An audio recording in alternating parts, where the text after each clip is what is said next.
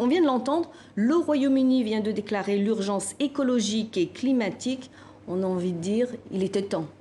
Oui, je pense que c'est une bonne nouvelle, effectivement, parce que ce que disent les résultats scientifiques depuis des années, c'est qu'on constate une énorme érosion de la biodiversité et qu'on ne pourra pas lutter contre cette érosion de la biodiversité sans un engagement à tous les niveaux.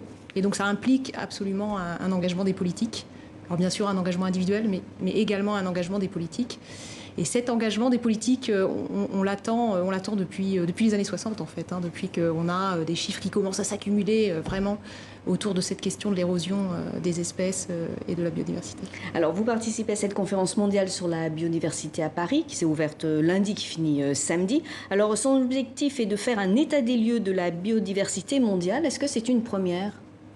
Alors en réalité, il y a déjà eu un rapport en 2005 qui avait fait un premier état des lieux de la biodiversité, mais depuis 2005, on a tellement de connaissances nouvelles qui se sont accumulées et qui vont toutes malheureusement dans le même sens, c'est-à-dire le sens d'une dégradation massive avec par exemple 80% des plantes qui sont menacées, 75% des primates non humains, donc les singes qui sont aussi en danger d'extinction, 87% des zones humides qui sont en voie de disparition. Donc en fait, on a vraiment des chiffres dramatiques depuis ces dernières années.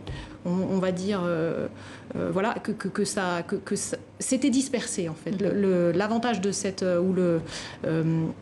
le point majeur de cette grande évaluation, c'est qu'elle va les rassembler, elle va rassembler toutes ces connaissances, elle va agréger des données et elle va pouvoir produire de la nouvelle connaissance pour faire un état de la biodiversité mondiale en 2019. Alors le récent rapport de l'ONU est vraiment alarmant. Jusqu'à 1 million d'espèces animales et végétales pourraient être menacées d'extinction, dont beaucoup dans les prochaines décennies. Comment éviter ce scénario catastrophe ? On a des solutions. Malheureusement, ces solutions, elles doivent être prises en compte au niveau global. C'est-à-dire qu'il faut absolument que la biodiversité soit considérée comme un enjeu majeur par les États. C'est pour ça que ce qui se passe au Royaume-Uni, c'est une bonne nouvelle. Il faut souhaiter que les 132 États qui sont membres de cette plateforme intergouvernementale sur la biodiversité prennent vraiment conscience de cette urgence à agir au niveau de la biodiversité. Il faut une volonté politique, oui, tout à fait. Il faut une volonté politique et il faut que des actions soient mises en œuvre. Parce qu'en fait, ce que font ces grandes conférences internationales, c'est qu'elles montrent l'État. Elle préconise des actions, donc il en existe, mais donc les États peuvent signer tout ça, signer des engagements, mais ensuite, à partir des engagements, il faut réellement que des actions sur le terrain soient menées.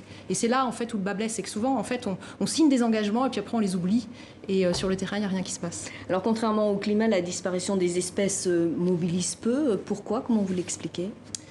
Alors, c'est sans doute parce qu'on n'a pas, comme le climat, un indicateur global qui permettrait de dire, voilà, la biodiversité diminue. On a une série d'indicateurs qui sont extrêmement dispersés, que chacun brandit quand il peut.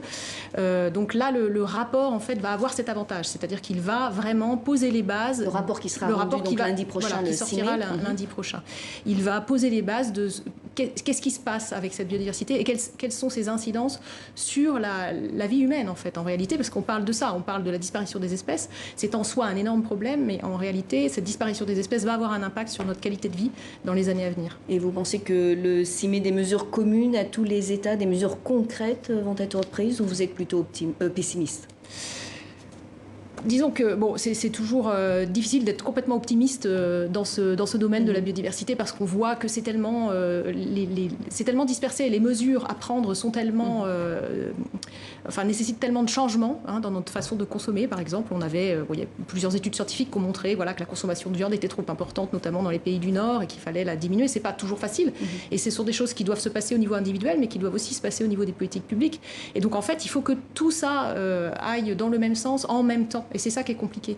Et il faut qu'on transforme aussi complètement notre agriculture, il faut qu'on transforme complètement notre façon de penser.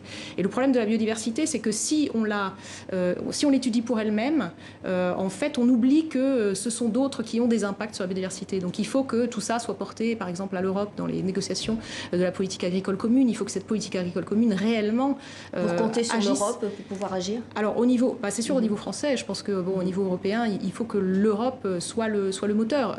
Ensuite, je pense qu'il peut y avoir des pays champions, que la France pourrait prendre cette place de pays champion, parce que nous avons mis en œuvre un certain nombre de choses sur la biodiversité, le plan biodiversité par exemple, qui est un plan interministériel et déjà une bonne avancée, mais le plan biodiversité a le même problème que ces grands accords internationaux, c'est-à-dire qu'il préconise des objectifs, mais les mesures tardent à être mises en place. Des mesures parfois non contraignantes d'ailleurs. Oui, ça peut être non contraignant, voilà, tout à fait. Mais c'est ce que sera d'ailleurs le rapport de la plateforme sur la biodiversité. C'est pas contraignant. Néanmoins, il y a des choses qui sont extrêmement efficaces. Par exemple, transformer notre agriculture serait extrêmement efficace. L'agriculture, le changement d'usage des terres, c'est l'une des pressions majeures sur la biodiversité, ne serait-ce que parce qu'elle pollue beaucoup avec les pesticides qui agissent à différents niveaux dans tous les écosystèmes.